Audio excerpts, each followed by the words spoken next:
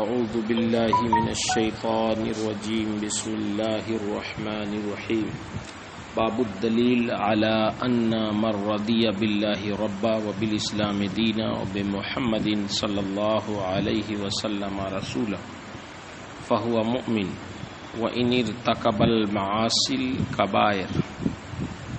یہ باب اس پر دلیل کے بیان میں ہے کہ جو اللہ کے رب، اسلام کے دین اور محمد صلی اللہ علیہ وسلم کے رسول ہونے پر راضی ہو وہ مومن ہے۔ وَإِنِ ارْتَكَبَ الْمَعَاصِي الْكَبَائِرَ، اگرچہ وہ کبائر کا ارتکاب کرے۔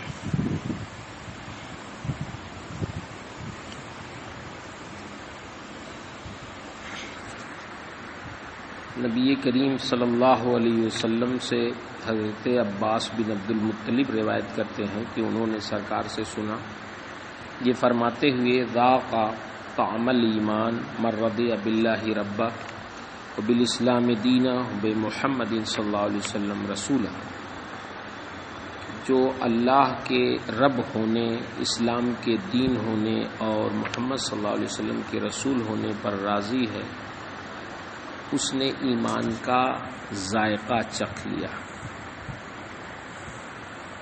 ایمان کی حلاوت اسے مل گئی۔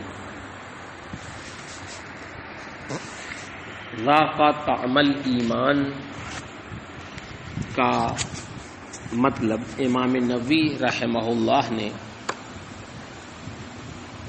یہ فرمایا کہ کسی شے پر راضی ہونے کا مطلب یہ ہے کہ وہ اس پہ قناعت اور اکتفا کرے، اللہ کے رب ہونے پر راضی ہو، اسلام کے دین ہونے پر راضی ہو، نبی کریم صلی اللہ علیہ وسلم کے رسول ہونے پر راضی ہو۔ تو راضی ہونے کا مطلب اس پر قناعت اور اکتفا کرے اور اس کے ساتھ کسی اور شے کا طالب نہ ہو۔ اس اعتبار سے حدیث شریف کا مفہوم یہ ہوگا کہ بندہ اللہ کے رب ہونے پر راضی ہو، یعنی اللہ کے علاوہ کسی اور کا طالب نہ ہو، اسلام کے دین ہونے پر راضی ہو، یعنی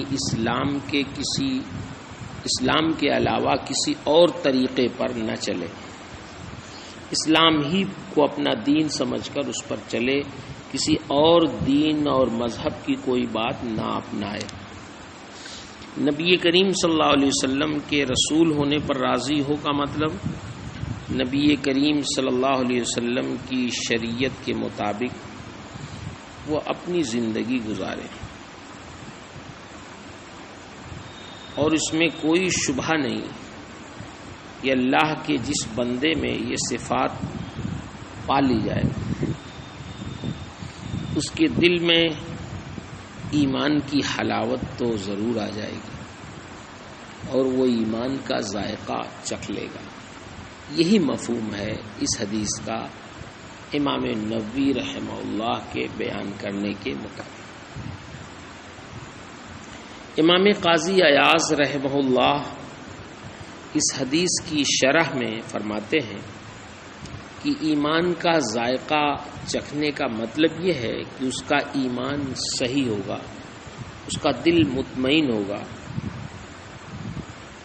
اس لیے کہ جب وہ اللہ کے رب ہونے پر، اسلام کے دین ہونے پر، نبی کریم صلی اللہ علیہ وسلم کے رسول ہونے پر راضی ہوگا تو یہ اس کے کمال معرفت کی دلیل ہوگی،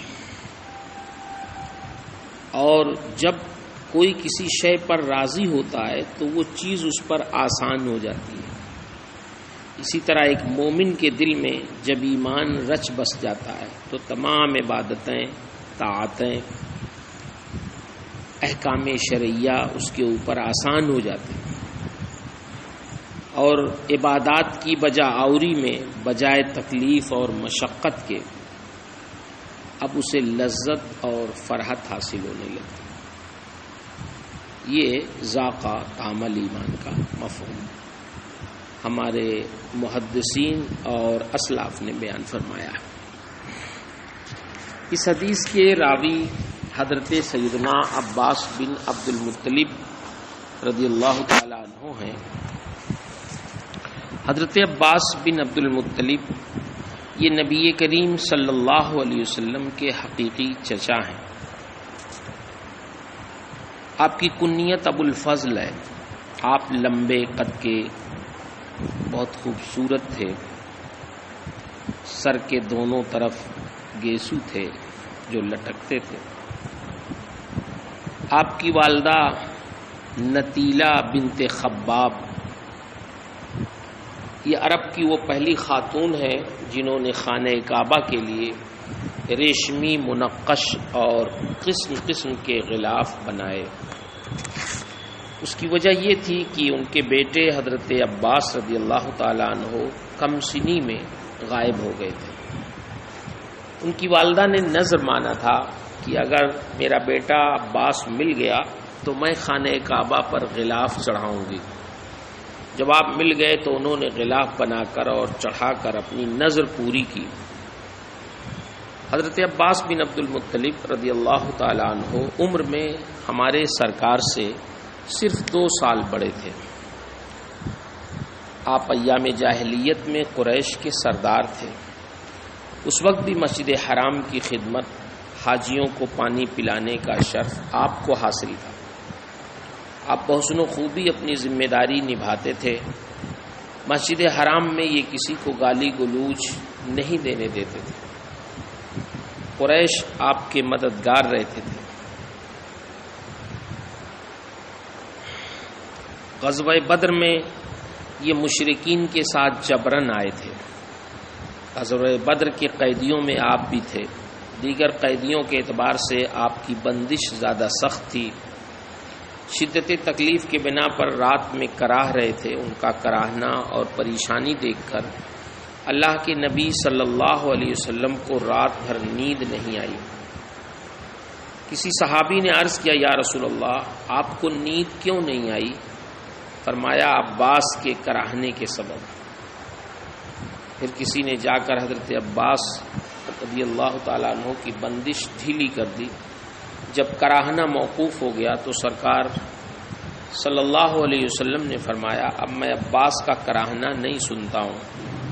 تو جس نے بندش ڈھیلی کی تھی اس نے بتایا کہ میں نے ان کی بندش ڈھیلی کر دی۔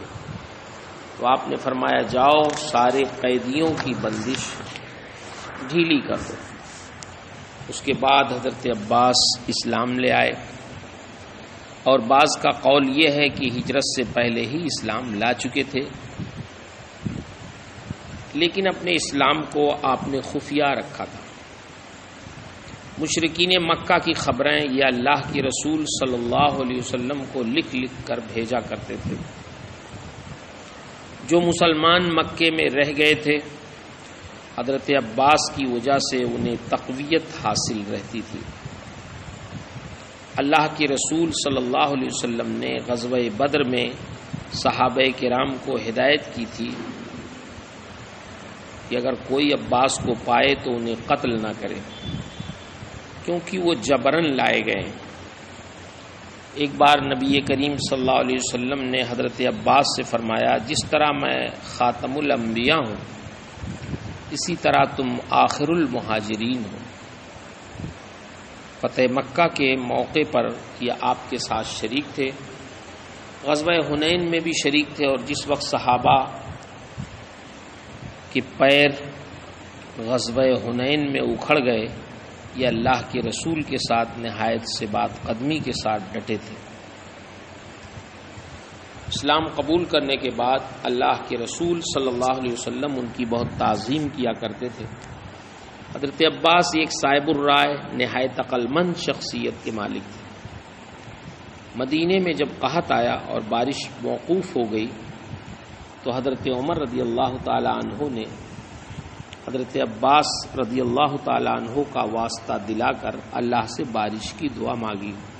اللہ نے دعا قبول فرمائی اور خوب بارش ہوئی۔ حضرت عمر نے فرمایا، واللہ یہ خدا کی طرف پہنچانے کے لیے اور اس سے تقرب حاصل کرنے کے لیے وسیلہ ہے۔ صحابہ کرام آپ کی بزرگی کی قدر کرتے تھے، آپ کو ہر کام میں مقدم رکھتے۔ آخری عمر میں آپ نابینا ہو گئے تھے۔ 88 سال کی عمر میں جمعہ کے دن رجب کی 12 تاریخ کو مدینہ شریف میں آپ کا وصال ہوا، اور بعض کا قول یہ ہے کہ حضرت عثمان غنی کی شہادت سے 2 سال پہلے 32 ہجری میں رمضان کے مہینے میں آپ کا وصال ہوا۔ حضرت عثمان غنی نے نماز جنازہ پڑھائی اور جنت البقیع میں تدفین عمل میں آئی۔ آپ کی مرویات یعنی روایت کی ہوئی احادیث صحاح ستہ میں پائی جاتی ہیں۔